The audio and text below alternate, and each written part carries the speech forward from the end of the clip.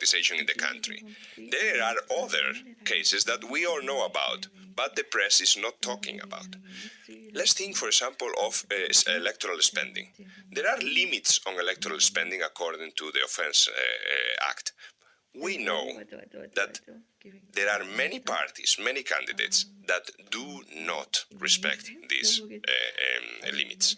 But you don't read this really specifically in the newspapers. There are not, big, let's say, demonstrations about it.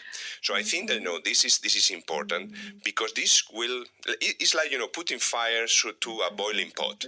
And this will require political parties to sit to the table, which is, in my view, what is missing at the time. As you mentioned before, there are some that publicly they voice certain concerns, but they are not really, putting deeds into those words, right? So I think that this would build a kind of necessary for a compromise that will lead to an informative discussion, I think, because, what is not necessary is a kind of discussion from ideological point of view.